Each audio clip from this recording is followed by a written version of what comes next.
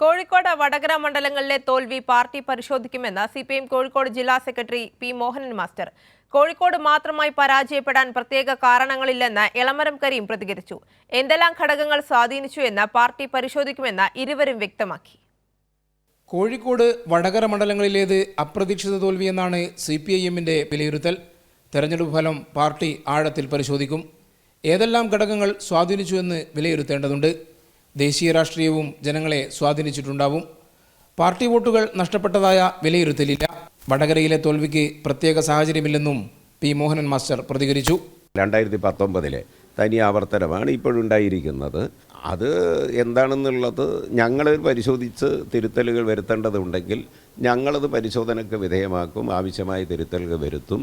അത് ജനങ്ങളോടും നാടിനോടും പറയും.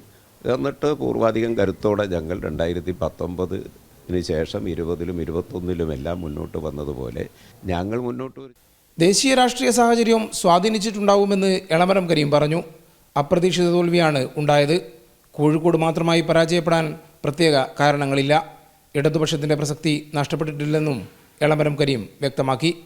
കോഴിക്കോട് മാത്രമല്ല, ഇപ്പോൾ ഞങ്ങൾ 1ാം ഗ്രേഡിൽപ്പെടുത്തിയിരുന്ന മണ്ഡലങ്ങൾ പോലും പുറകോട്ട് പോയിട്ട് നിശ്ചയമായും ജയിക്കുമെന്ന് കണക്കാക്കിയിരുന്ന മണ്ഡലങ്ങളുണ്ടായിരുന്നു. അത്തരം മണ്ഡലങ്ങളിലും തിരിച്ചടി ഉണ്ടായിട്ടുണ്ട്. കോഴിക്കോടിന് മാത്രമായി എന്ന് പറയാൻ പറ്റില്ല. ഇതൊരു വേവാണ്. തെരഞ്ഞെടുപ്പ് ഫലം പരിശോധിച്ച് മുൻ വർഷങ്ങളിലെ പോലെ ജില്ലയിൽ മുന്നേറ്റമുണ്ടാക്കുമെന്നും സിപിഐഎം നേതാക്കൾ അറിയിച്ചു. കൈരളി ന്യൂസ്, കോഴിക്കോട്.